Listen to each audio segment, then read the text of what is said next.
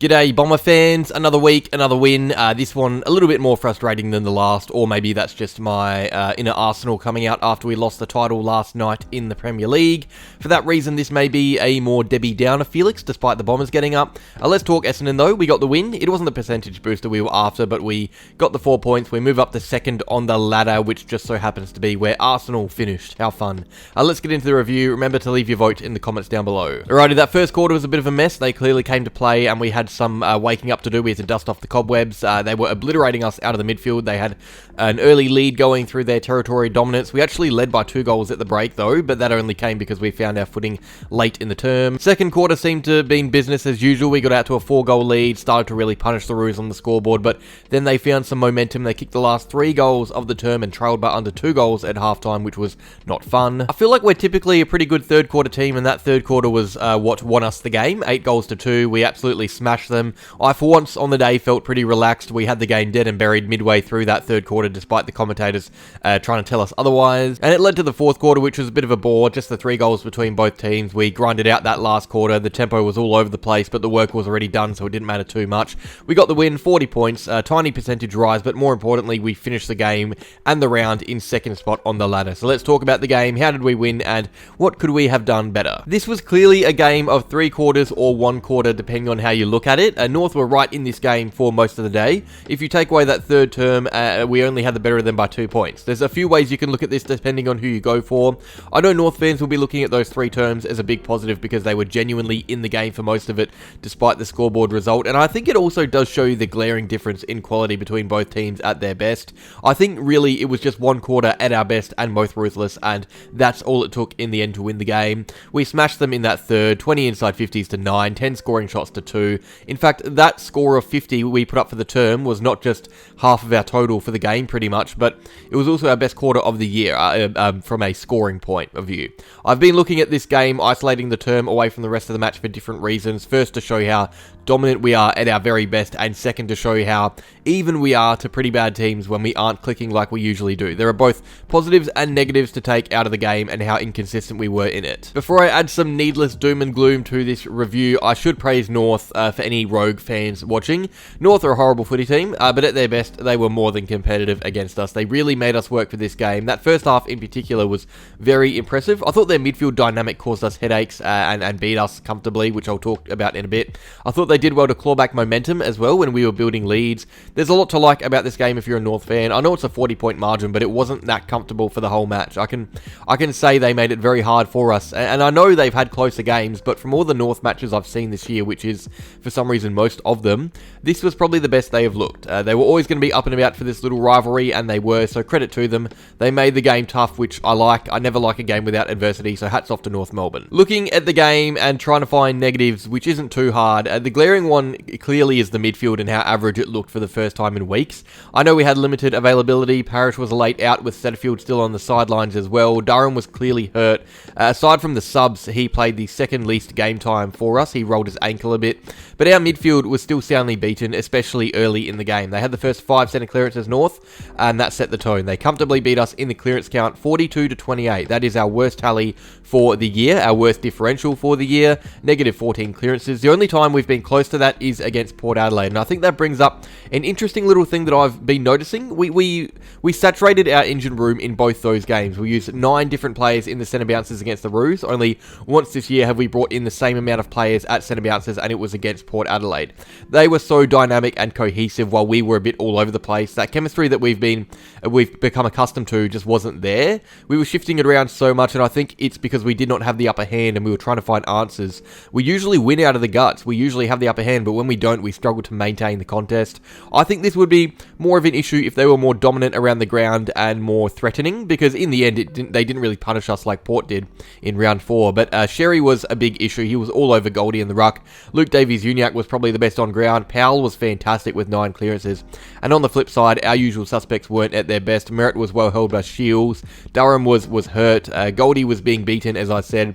There's a reason 4 of the 5 highest clearance getters were North players. They were just the better engine room on the day. Simple as that. Less damaging, but they were the better engine room nevertheless. It's weird to have such a dominant midfield performance against you, but still win the territory battle. And again, I think that's just a lack of class and maturity for this North team. They were simply not good enough and not smart enough at moving the ball in dangerous ways. Our efficiency going forward was the difference in the game, I think. We had 18 marks inside 50. We singled out the mismatch between Peter Wright and first gamer Will Dawson. We made him work all day, Will Dawson.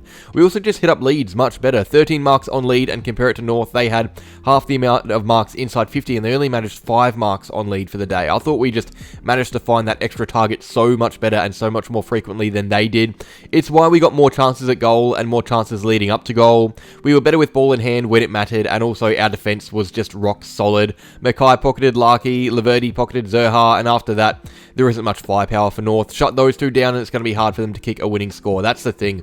We lost comfortably between the arcs, but that's only one battle in a bigger war. We were so much more comfortable down back and going forward, and at the end of the day, that's what matters most in a game like this. I reckon their backline really made it easy for us to gain territory as well. There were times where dump kicks down the line looked very appealing because of how easy it was for our taller forwards to take contested marks. They had 2 contested marks for the day, North Melbourne. We had 14, and that isn't even a stat I'm thrilled with because it really just paints a picture of North's defence and how leaky it is. It's great to be talking about those 50-50 clunks, but you don't want to rely on them, and I felt at times, especially exiting our defensive half, kicks down the wing, I think we looked a lot better because of how dominant our forwards were, and even when we weren't marking them, we were at least bringing them to ground in dangerous spots for our running midfielders and forwards.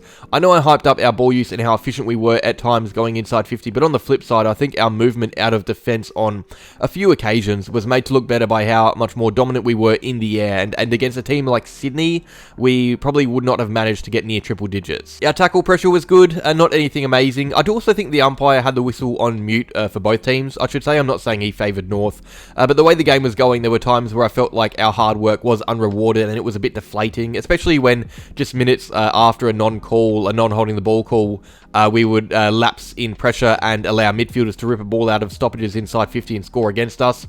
LDU had a few shots like that. That stoppage defence was inexcusable from a pressure perspective. We were down on our usual tackle numbers, but I do still think we were hotter for longer than North. We had a fair few more sprint efforts, 10 tackles inside 50 to 2. They afforded us more of a luxury of exiting at times that we didn't give them. That was good to see. Merritt had more tackles inside 50 than their whole team, and he isn't even a forward, so they're going to be unhappy with that, North Melbourne. Our pressure was pretty good. It's easy to say we underperformed as a team due to lack of effort, but I don't think we can pin it on that. We felt their heat and matched it. We actually betted it as the game went along. We gave it a crack. Something that genuinely impressed me about this game for us was the fact that all the incredible performers from last week, everyone in the votes last week, Durham, Merritt, Langford, and Mackay, they were all average or decent at best, not really having a huge impact. Instead, we had guys like Peter Wright, who's been struggling, come through an impact. We had Jai Caldwell, who did the heavy lifting while those around him were quiet. We have a really even spread of performers right now. We're getting by with what we have. We are nowhere near our best 22. We still have players returning, but we are getting the job done. I do think there are some question marks around certain players, though, in saying that. Hobbs, Sartas, Shiel, how do we fit them in the team, if we even bother, now that Parrish is returning? And also, what do we do about our ruck situation, because Goldie really struggled against Sherry, and he has a tough run against Nankervis and Wits to come. This game gave us assurance in that we know we will always have be enough to win a game, but it also exposed a few issues that we still have with the team, which could be fixed by incoming players. Look, realistically, at the end of the day, a win's a win. Does it tell us any more about our club? Not really. It's about as average a game as you can find. It's hard to be thrilled. It's hard to be sad. We simply went out and got the job done, avoided a needlessly close game without looking purely dominant. We are now second on the ladder as well, about to face up against another cellar dweller of the comp. Higher stakes with Dreamtime, though, so I don't expect to be so critical about that game. But again, it's a match we should probably win, and win comfortably. We won't have a game easier than this against North Melbourne for the rest of the year in terms of personnel. I think this is comfortably the worst list and the clearest gimme, but I think we came out of this game with a few guys possibly in better form without any notable injuries either, which is great. We got the job done, 4 points, a bit of percentage, can't ask for too much more, so let's just get on to the votes. One vote to Dyson Heppel, who played probably his most rounded game for the year. On face value, his stats don't look amazing, but I thought he was just so composed and clean, and his intercepting especially was just a level above. He provided us with a lot going forward as well, surprisingly. I think he was up there for score involvements.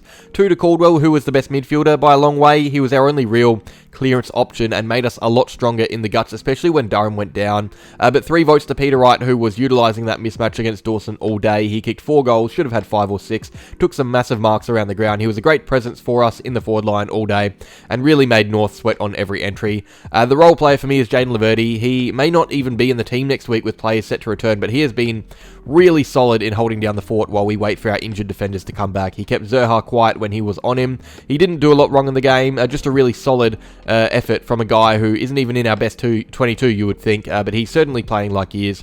Those are my votes. Get yours down below. Some unlucky players I thought about including are Guelphy, Martin, Perkins, Gresham, Redmond, and even Merritt, and maybe some more that I forgot about. That's all though. Boring review for what in the end was a bit of a frustrating game. Again, it's hard to be unhappy. We're nitpicking when we're unhappy about games like this. I think there are plenty of positives, but we weren't near our best, which is never what you want to say as a fan. The good news is we were average, but still won very comfortably. That's a good thing to be saying early into the week. That's all though. Like if you enjoyed, subscribe if you're new, leave your votes down below, and go Bombers.